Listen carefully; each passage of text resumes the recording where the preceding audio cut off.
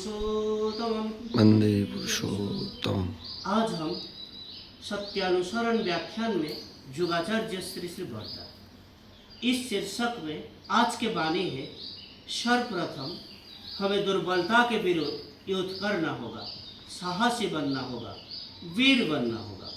पाप की ज्वलंत प्रतिमूर्ति है ये दुर्बलता। भगाओ जितना शीघ्र संभव हो ये रक्त शोषणकारी अवसाद उत्पादक वैम्पायर को। स्मरण करो तुम साहसी हो, स्मरण करो तुम शक्ति के तनय हो, स्मरण करो तुम परमपिता के संतान हो। पहले साहसी बनो, अकपट बनो, तभी समझा जाएगा तुम्हारा धर्म राज्य में प्रवेश करने का अधिकार जन्मा है। शिष्य पितृदेव के आदेश क्रम में स्वप्नमा आलोचना शुरू करते हैं। स्वप्नमा बोलती है, ठाकुर हम लोगों को दुर्बलता के खिलाफ युद्ध करने के लिए बोल रहे हैं। रक्त शोषणकारी वैम्पायर जो घुमंत प्राणी का रक्त शोषण करता है, दुर्बलता भी इसी तरह हम लोगों की क्षमता को शोषण करता है। हर कोई परमपिता के संतान है। धर्म राज्य में प्रवेश करना तब जब हम इस दुर्बलता को भगा सकते हैं, काट के निकाल सकते हैं।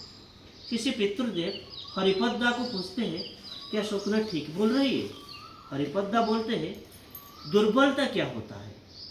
फिर स्वप्ना को निरुत्तर देखकर किसी पितृदेव हरिपद्दा को उत्तर देने के लिए बोलते हैं। हरिपद्दा बोलते हैं, असत कर्म की वजह से दुर्बलता आता है। दुर्बलता मन का होता है। इष्ट के ऊपर निर्भरशीलता के अभाव की वजह से मन दुर्बल हो जाता है। फिर गुरु किंकरदा बोलते हैं, रोग वैराग्य की वजह से भी दुर्बलता आता है। हरिपद्दा बोलते हैं, यह शारीरिक दुर्बलता की बात तो नहीं बोला गया रहे। फिर बॉम्बे से कुछ भाई लोग आए हैं। प्रार्थना से पहले शिष्य पितृदेव उनको देखे हैं। उनके चीज सामान एक तरफ रख के वो आके बड़े नाट मंडप में बैठे हैं। अब उनके प्रत्यकृतादि खत्म नहीं हुआ है। शिष्य पितृदेव दर्शनार्थियों के लिए निर्मित जो बाथरूम, उसमें प्रात्यकृत्यादि को खत्म करने के लिए बोले। फिर बाद में पता चला उस बाथरूम में पानी नहीं। अब श्री श्री पितृदेव चारों ओर देख रहे हैं कि कौन उन लोगों को पानी ला के देगा। फिर यज्ञेश्वर जादवदा उनको व्यवस्था करने के लिए जा रहे थे। शिष्य पितृदेव वो देख के बोले, तू उठ के क्या करेगा?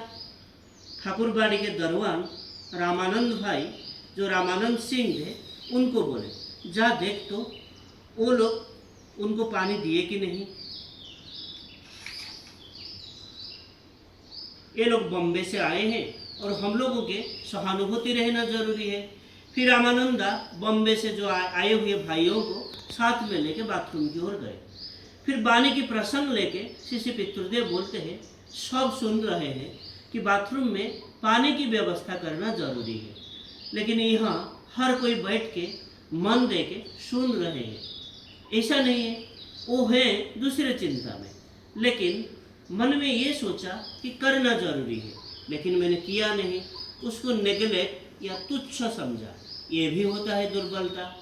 जब कोई कुछ करते समय मुझे वो करने नहीं देता, फिर बाद में उसके लिए नाना असुविधा में पड़ना होता है।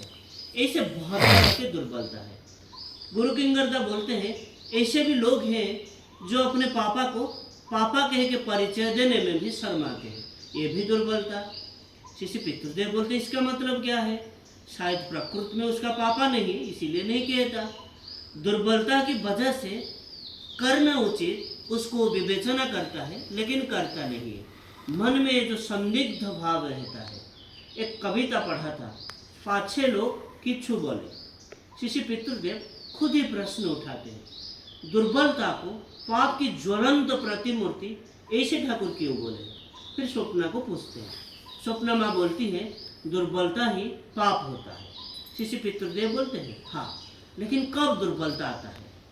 जब रिपुत द्वारा हम लोग आक्रांत होते हैं तब दुर्बलता आता है। तब मन अक्षमता प्रकाश करता है।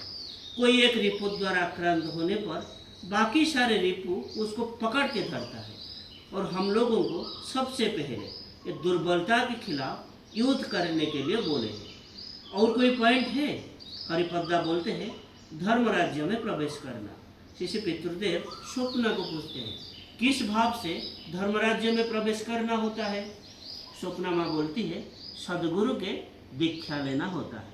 शिष्य पितृदेव बोलते हैं हाँ ठीक ही बोला है। ये घटना इष्ट प्रसंगे 10 फरवरी 78 से लिया गया। तो आज के लिए इतना ही।